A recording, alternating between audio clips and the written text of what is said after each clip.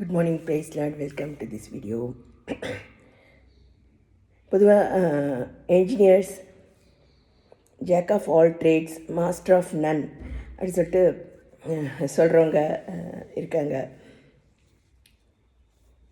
அழகானவங்க ஜெயிப்பாங்களா இல்லை அறிவானவங்க ஜெயிப்பாங்களா அப்படின்ட்டு அறிவிக்கப்படாத போட்டிகள் வீட்லேயும் ஒர்க் ஸ்பாட்லேயும் நம்ம பார்த்துருக்கலாம்.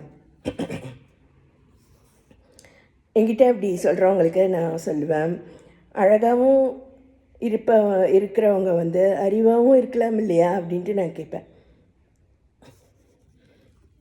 நானும் ஒரு எலக்ட்ரானிக்ஸ் இன்ஜினியர் தான்.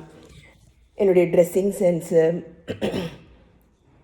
சுயமாக முடிவுகளை எடுக்கக்கூடிய தைரியம், அதை செயல்படுத்தக்கூடிய கெப்பாசிட்டி, என்னுடைய பேச்சு பயிற்சி எல்லாம் என்னுடைய கல்லூரி கொடுத்தது தான். ஸோ பிஎஸ்ஜிஎன்ஸ் ஆர் திங்கர்ஸ் அப்படின்ட்டு சொல்லுவாங்க.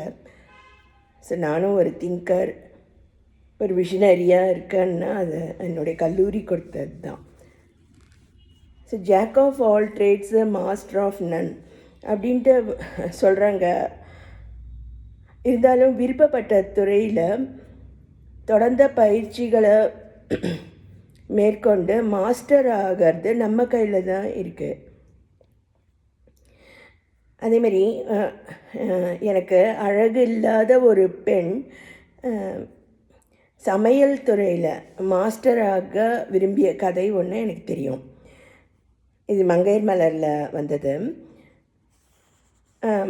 திடீர்னு அந்த பொண்ணு அப்படி முடிவு எடுத்துருச்சு, நம்ம அழகு இல்லை இருந்தால் கூட நம்ம நல்லா வாழணுன்னா நம்ம ஏதாவது ஒரு துறையில் நம்ம மாஸ்டர் ஆகணும் அப்படின்னு நினச்சி வீட்டில் தாயார்கிட்டேயே பயிற்சிகளை ஆரம்பித்து பல ஃப்ரெண்ட்ஸ்கிட்ட அந்த பொண்ணு பலவிதமான சமையல்கள், வடநாட்டு சமையல், ஸ்வீட்ஸு, அதுமாரி பல சமையலில் தேர்ச்சி பெற அவளுடைய மனம் மகிழ்ச்சி அடையுது இல்லையா. அதன் காரணமாக முகம் இல்லை தோற்றப்பொலிவும் அவளுக்கு நல்லா கிடைக்குது அப்படின்ட்டு அந்த கதை நான் படித்தேன். ஸோ இதுக்கு முதல் வித்து அது என்னென்னா ஐடியா அப்படின்ட்டு சொல்லலாம்.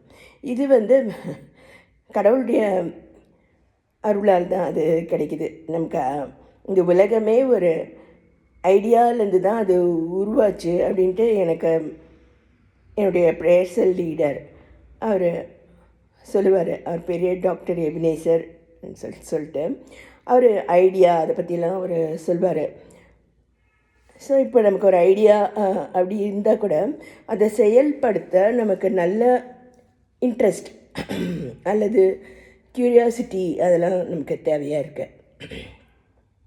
இதெல்லாம் கூட அந்த பிரதர் தான் எனக்கு சொல்லி கொடுத்தாரு. அவர் பெரிய டாக்டர் எபினேசர் பெஞ்சமின். தற்போது மறிச்சிட்டார். இருந்தாலும் அவர் நினைவாக இந்த வீடியோ நான் பதிவிட விரும்புகிறேன்.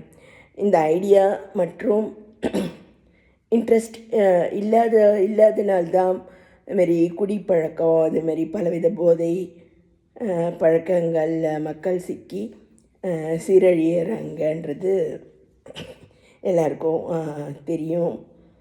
நான் பொதுவாக ஜெபிக்கிறவ, இதுக்காகலாம் நான் ஜெபிக்கிறதுனால இந்த வீடியோ நான் பதிவிடுறேன்.